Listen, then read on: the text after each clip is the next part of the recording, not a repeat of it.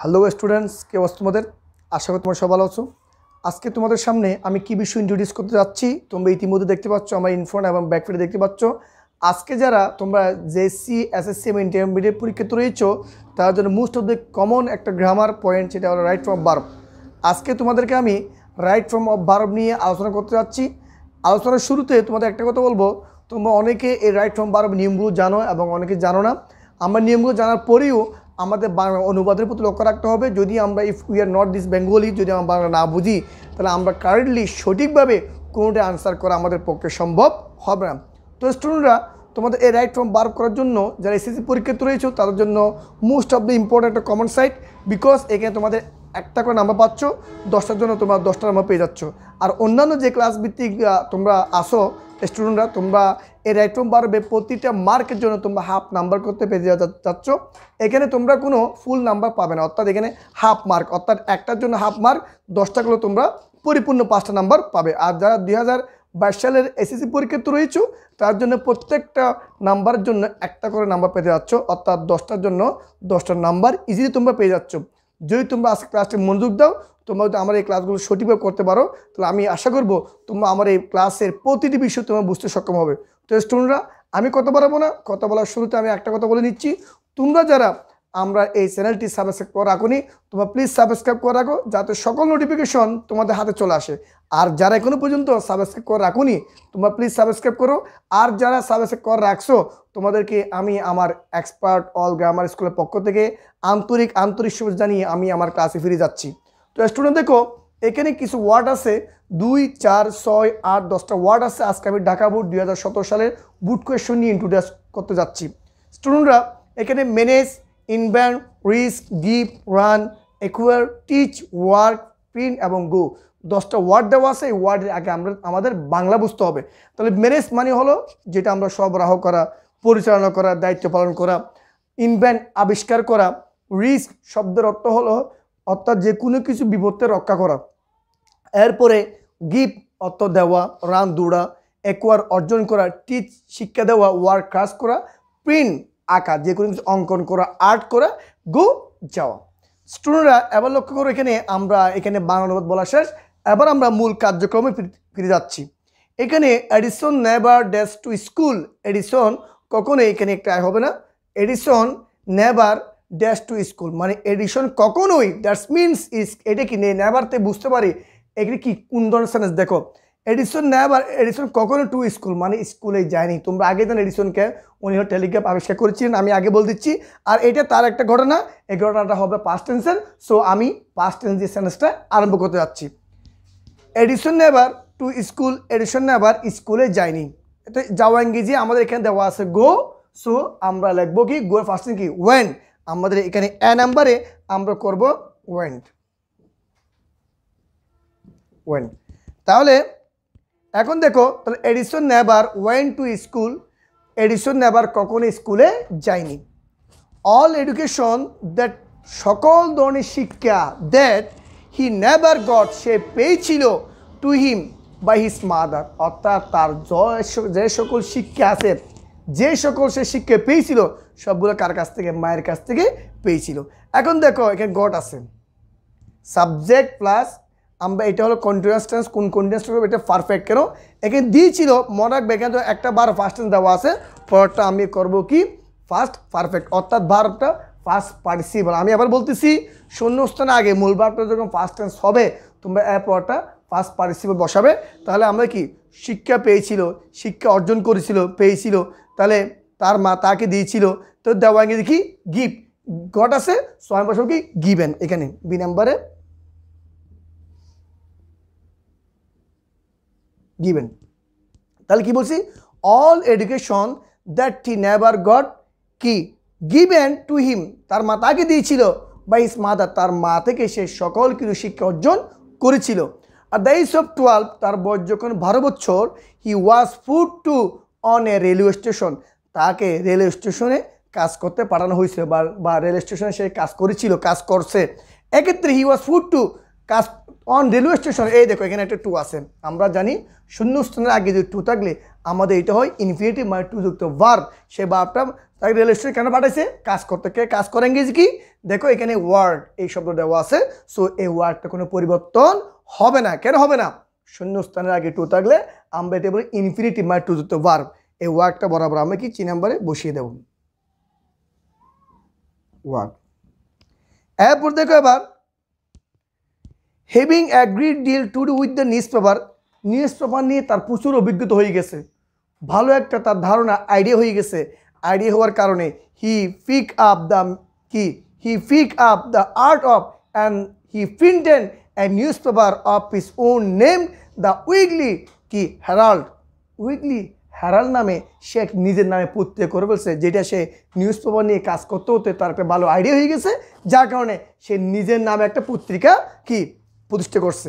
এক্ষেত্রে আমরা having a great deal to do with newspaper নিয়ে ভালো কাজ করতে, হি পিক আপ মানে ম্যানেজ করতে, দেখো ম্যানেজ করা, বরণ পোষণ করা, আমরা যেটা বলি মানে ভালো একটা আইডিয়া থাকে, ধারণা থাকে, সেক্ষেত্রে আমরা ম্যানেজ, এখানে হি আছে, এখানে ম্যানেজটা আমরা কোন টেন্স করবো?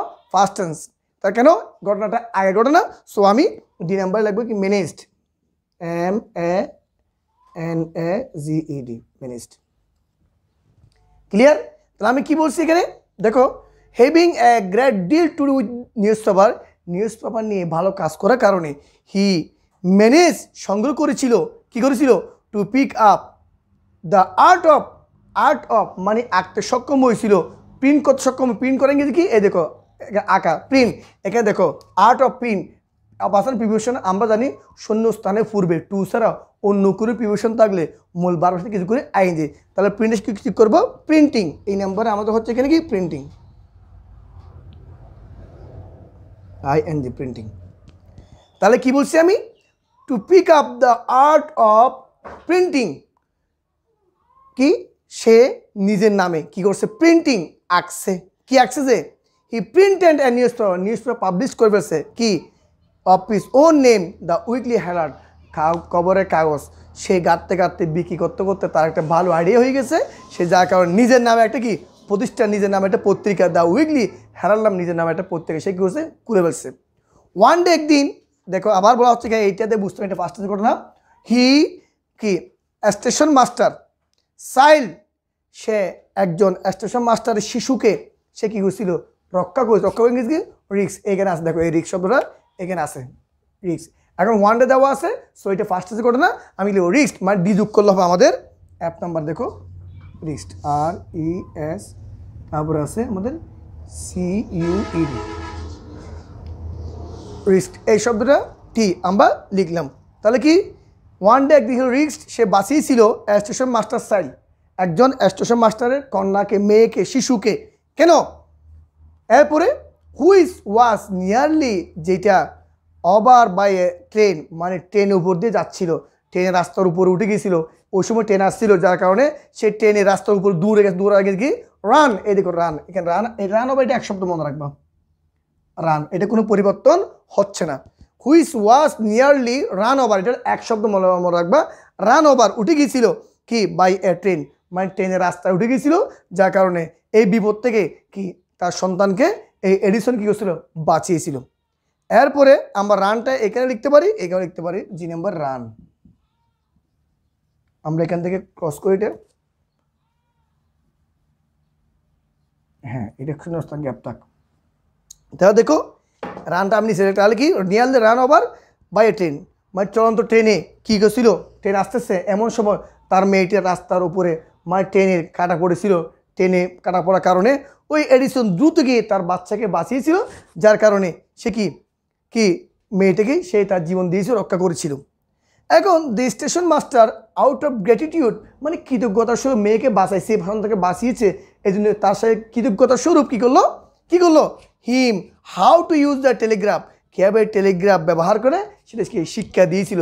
শিক্ষা দেওয়া ইংরেজি কী বলতো? কি এই দেখেন টিচ। তাহলে টিচ যেখানে আছে এটার ফার্স্ট ঘটনা, তো আমি লিখব টট, জি নাম্বার এটা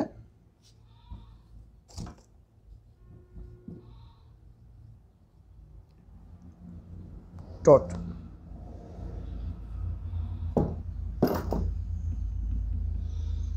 জি টট, হ্যাঁ টট শিক্ষা দিয়ে টট শিক্ষা দিয়েছিল। তাহলে ওয়ান ডে একে কী বলছে এখানে? দেখো আমরা এখানে বলছি যে the station master out of gratitude কৃতজ্ঞতা স্বরূপ কি করছে টট শিক্ষা দিয়েছিল হিম তাকে how to use the Telegraph কীভাবে টেলিগ্রাফ ব্যবহার করে সে বিষয়ে তাকে ধারণা দিয়েছিল ইয়াং এখানে ইয়াং হবে এনজি ইয়াং এডিসন তরুণ Edison great skill at the telegraph মানে টেলিগ্রাফ বিষয়ে তার একটা ভালো আইডিয়া হয়ে গেছে সে ভালো একটা দক্ষতা অর্জন করে ইংরেজি কি এদের অ্যাকোয়ার অর্জন করে এখানে দেওয়া আছে তাহলে আমি কি লিখবো হয়ান এখানে বলা হচ্ছে কি ইয়াং এডিসন অ্যাকোয়ার্ড অর্জন করেছিল তাহলে আমরা ডি যোগ করবো এখানে আই নাম্বারে UIRED অ্যাকোয়ার্ড তাহলে কি বলছি আমি young Edison acquired great skill ভালো দক্ষতা অর্জন করেছিল অ্যাট দ্য টেলিগ্রাফ বিষয়ে তার ভালো আইডিয়া হয়ে গেছিল হয়েন অনলি 20 তার বয়স যখন মাত্র 20 বছর 20 বছর এডিসন এ নিউ টেলিগ্রাফ একটা নতুন টেলিগ্রাফ সে কী করছে হুইচ ওয়াজ এক্সট্রিমলি ইউজফুল যেটা পরবর্তী জীবনে তার খুব কাজে লাগিয়েছিল পরবর্তী জীবনে কাজ করেছিল এরকম একটা এডিসন কী টেলিগ্রাফ আবিষ্কার করেছিল তো আবিষ্কার করা ইংরেজি কে বলতে পারো এখানে আছে দেখো এখানে কী দেওয়া আছে এখানে আছে গো রান গিভ রিচ ইনভেন্ট এই আবিষ্কার দেখছি ইনভেন্ট তাহলে আমরা এডিসন আমি লিখব ইনভেন্টেড ফার্স্ট জন্য ইনভেন্টেড তাহলে কি বলছি আমি ইনভেন্টেড তাহলে আমাদের Edison invented a new telegraph which was extremely useful সে একটা নতুন টেলিগ্রাফ আবিষ্কার করেছিল যেটি পরবর্তী জীবনে মানুষের অনেক উপকার হয়েছিল তো স্টুডেন্টরা আজকে আমি যে ঢাকা বোর্ড 2017 সালে বোর্ড কোয়েশ্চন দিয়ে আলোচনা করছি আশা করি আজকে এই ক্লাসটা তোমরা পরিপূর্ণভাবে বুঝতে পারছো যদিও এর পরেও তোমাদের কোনো প্রবলেম হয় তোমরা আমার কমেন্ট বক্সে লিখতে পারো এবং আমি কী বিষয় ইন্ট্রোডিউস করব তোমরা আমাকে জানাবে এবং আমার ক্লাসগুলো ভালো লাগে তোমরা শেয়ার করবে লাইক দিবে এবং সেটা যাতে সবার কাছে ছড়িয়ে করবে সে ব্যবস্থা তোমরা করে দিবে যাতে সবাই এই ক্লাসের দ্বারা উপকৃত হতে পারে তো স্টুডেন্টরা আমি আর কথা বাড়াবো না আগামীকাল ঠিক একই সময়ে আমি একটা ক্লাস নিয়ে হাজির হব ততক্ষণ পর্যন্ত তোমরা সবাই ভালো থাকবে তোমাদেরকে আবারও আমার YouTube channel expert all grammar স্কুলের পক্ষ থেকে আন্তরিক শুভেচ্ছা জানিয়ে আজকের মতো বিদায় নিচ্ছি আল্লাহ হাফেজ